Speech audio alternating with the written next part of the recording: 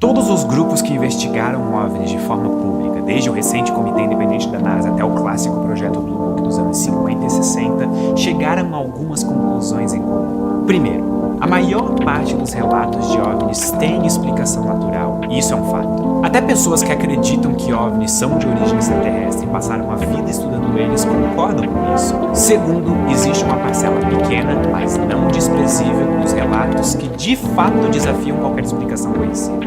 E esses são os OVNIs verdadeiros, observações incríveis feitas por observadores críveis. E terceiro, esse é um tópico difícil de estudar de forma rigorosa, tanto pelo estigma ao redor, quanto pela falta de dados de qualidade. E é justamente por esse terceiro ponto que o vídeo de hoje vai começar. Hoje em dia é muito difícil de falar sobre objetos voadores não identificados de forma neutra. E eu quero entender o porquê disso. E para deixar super claro, essa pesquisa desse vídeo é baseada em um olhar crítico sobre documentos oficiais do governo dos Estados Unidos sobre OVNIs. E eu preciso deixar claro que OVNIs são um fenômeno global e vários países ao redor do mundo, incluindo o Brasil, têm histórias de OVNIs e uma relação conturbada entre o governo, forças militares e relatos de coisas estranhas no céu.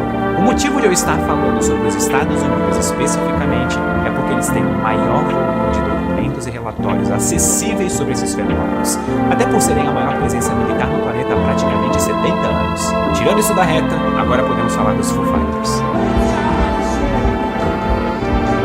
Não esse Foo Fighters. O nome da banda liderada por Dave Grohl vem de um fenômeno aéreo estranho observado por pilotos durante a Segunda Guerra Mundial. A partir de 1942, vários pilotos da Força Aérea Americana começaram a reportar luzes estranhas circulando os aviões a alguma distância. E essas luzes foram chamadas de Foo Fighters, que é tipo uma gíria para caças de mentira, no sentido de caças aéreas de mentira. Se não me engano, Foo vem até do francês, posso ter errado muito isso. Os Foo Fighters eram observados em todos os frontes ao redor do mundo, da Europa ao Japão, mas o comportamento e cores das luzes pareciam variar entre os locais. A observação desse fenômeno aéreo se tornou tão comum que os relatos assumiram até um tom casual. Nós vimos mais Foo Fighters nessa quinta-feira. Olha lá ele de novo! A primeira hipótese para as luzes era de que os Foo Fighters eram algum tipo de equipamento de guerra desconhecido pelos aliados.